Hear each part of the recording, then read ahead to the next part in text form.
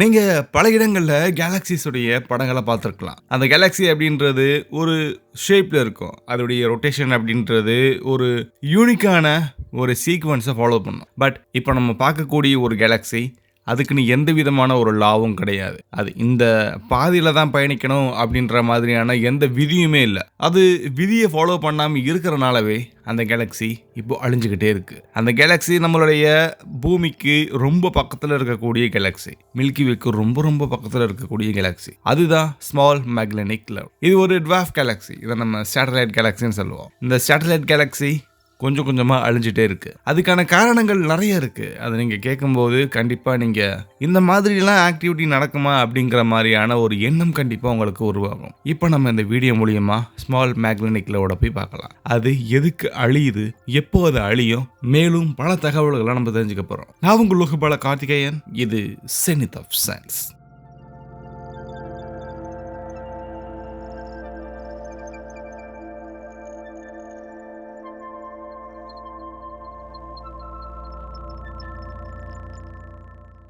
SMC small magnetic cloud. இங்க இருக்கக்கூடிய நட்சத்திரங்கள் கேஸ் ஒரே விதமா நகரல. இது விஞ்ஞானிகளுக்கு ஃபர்ஸ்ட் தெரிஞ்ச ஒரு மிகப்பெரிய விஷயம். பொதுவா ஒரு கேலக்சில ஸ்டார்ஸ் அண்ட் கேஸ் ரெண்டுமே ஒரே கிராவிடேஷனல் பொட்டன்ஷியலை ஃபாலோ பண்ணும். ஒரே டைரக்ஷன்ல ரொட்டேட் ஆகணும் இல்லையா? ஸோ அது அந்த சீக்வன்ஸை ஃபாலோ பண்ணுச்சுன்னா அதுக்கு எந்த விதமான பாதிப்பும் இல்லை. ஆனால் இங்கே ஸ்டார்ஸ் ஒரு ரேண்டம் மோஷனை ஃபாலோ பண்ணுது, அதே நேரத்தில் கேஸ் சில ரேண்டம் மோஷனை ஃபாலோ பண்ணுது. ஸோ அப்படி இருக்கிறனால அந்த மிஸ்மேட்ச் அந்த கேலக்சியோடைய இன்டர்னல் டைனமிக்ஸை ரொம்ப ரொம்ப அதிகமாக டிஸ்டர்ப் பண்ணுது. இது ஒரு சாதாரணமான எவல்யூஷன் ப்ராசஸ் மாதிரி தெரியல. எக்ஸ்டர்னல் ஃபோர்ஸ் காரணமாக ஏற்பட்ட மிகப்பெரிய மாற்றம் அப்படிங்கிறது ரொம்ப அளவாக ரொம்ப தெளிவாக தெரியுது. இந்த டிஸ்டர்ப்ஷனுக்கு காரணம் என்னங்கிறத புரிஞ்சுக்கிறதுக்கு விஞ்ஞானிகளுக்கு சில சிமுலேஷன்ஸ் தேவைப்படுது. தென் கைனமெட்டிக் ஸ்டடிஸ் மூலியமா சில முக்கியமான விஷயங்கள் நமக்கு தெரிய வந்துச்சு. அதன் மூலியமா தெரிய வந்த முக்கியமான விஷயம் என்னன்னா, சுமார் 100 to 200 மில்லியன் வருடங்களுக்கு முன்னாடி ஸ்மால் மேக்னெட்டிக் கிளவுட், அதுக்கு பக்கத்தில் இருக்கக்கூடிய LMCன்னு சொல்லக்கூடிய லார்ஜ் மேக்னெட்டிக் கிளவுட் அப்படின்ற ஒரு மிகப்பெரிய கேலக்சியோட மோதி இருக்கு. இந்த டைரக்ட் இன்டராக்ஷன் அல்லது இந்த கொல்யூஷன் இது ஒரு சாதாரணமான ஒரு கிராவிடேஷன் புல் மட்டும் இல்லை. இது SMC LMC உடைய டிஸ்க் வழியா இது ஊடுருவி போய் நேரடியாக மோதிருக்கு அப்படின்றது நமக்கு தெரிய வருது. இப்படியான ஒரு நிகழ்வு ஒரு கேலக்சியுடைய இன்டர்னல் ஸ்ட்ரக்சரை முழுவதுமாக மாற்ற முடியும். ஸோ அந்த நிகழ்வு தான் இங்கே நடந்திருக்கு. இந்த கொல்யூஷன் காரணமாக SMCயில் இருக்கக்கூடிய நட்சத்திரங்கள் அதோடைய ஒரிஜினல் பொட்டன்ஷியல், அதோடைய ஒரிஜினல் ஆர்பிட்டல் பேத்தை ஃபாலோ பண்ணாமல் அது வேறு விதமான ஒரு வழியில் அது போகுது.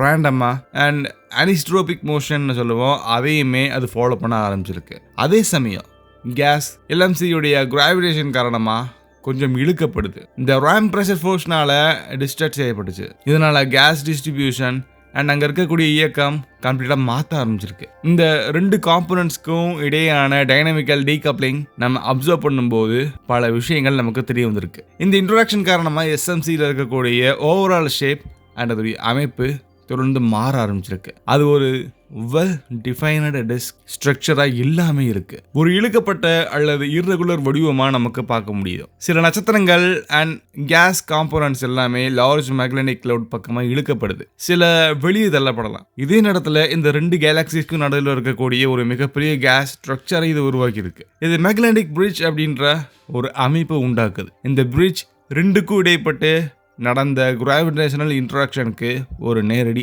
ஆதாரமாக நமக்கு தெரியும். இந்த புதிய அப்சர்வேஷன் ஒரு முக்கியமான சயின்டிஃபிக் இம்ப்ளிஃபிகேஷனாக நமக்கு முன்வைக்குது. ஸ்மால் மேக்னெட்டிக் கிளவுட் மாதிரியான கேலக்சிஸ் நமக்கு முன்னாடி பழைய யூனிவர்ஸ் இளமையாக இருக்கும்போது அந்த கேலக்சி மாடல்ஸை ரொம்ப அதிகமாக பயன்படுத்துது. ஆனால் இப்போ புரியுறது என்னன்னா, SMCன்னு சொல்லக்கூடிய இந்த மாதிரி small magnetic cloud satellites Galaxy எல்லாமே ஒரு ரிஃபைனரி அன்டச்சட் சிஸ்டமாக இல்லாமல் அது ஏற்கனவே பல மோதல்களை பல இன்ட்ரடக்ஷனை ஃபேஸ் பண்ணியிருக்குன்றது நமக்கு தெரிய வருது. ஆனால் இதை ஒரு ஸ்டாண்டர்ட் எவால்யூட்டரி டெம்ப்ளேட்டாக நம்ம பயன்படுத்துறது ஒரு சரியான அணுகுமுறை இல்லை. மொத்தத்தில் பார்க்கும்போது நம்ம இப்போ அப்சர்வ் பண்ணிட்டு இருக்கக்கூடிய அந்த ஸ்டேபிள் கேலக்சி இப்போ ஸ்டேபிளாகவே இல்லை. அது ஒரு டிரான்ஸ்ஃபர்மேஷன் ப்ராசஸில் இருக்கக்கூடிய சிஸ்டம். அது இன்னும் முழுமையாக அழிக்கப்படலை. ஆனால் அதோடைய ஒரிஜினல் டைனமிக் ஐடென்டிட்டியை தொடர்ந்து இழந்துகிட்டே இருக்கு. இது ஒரு கேலக்சி எவல்யூஷன் அப்படின்றது நம்ம எப்படி எடுத்துக்க முடியும்? கிராஜுவல் ப்ராசஸ் மட்டும் இல்லை. சில நேரங்களில் ஒரு சிங்கிள் வயலண்ட் இன்டராக்ஷன் மூலியமா ஒரு மிகப்பெரிய ஸ்ட்ரக்சரை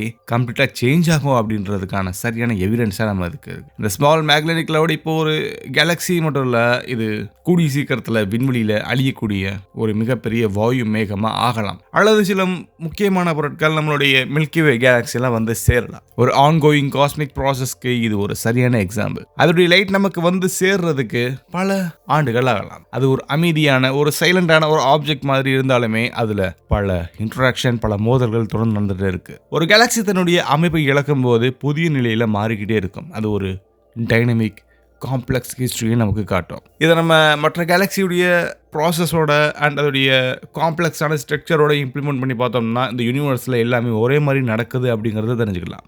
இதை விட பல விஷயங்கள் விண்வெளியில் தொடர்ந்து நடந்துகிட்டே இருக்குது. நீங்கள் தெரிஞ்சுக்கணும்னா மறக்காமல் சப்ஸ்கிரைப் பண்ணிட்டு பெல் ஐக்கானை கிளிக் பண்ணுங்கள். அடுத்த ஒரு இன்ட்ரெஸ்டிங்கான பதிவில் கண்டிப்பாக நம்ம சேர்ந்து பயணிக்கலாம். பாய்.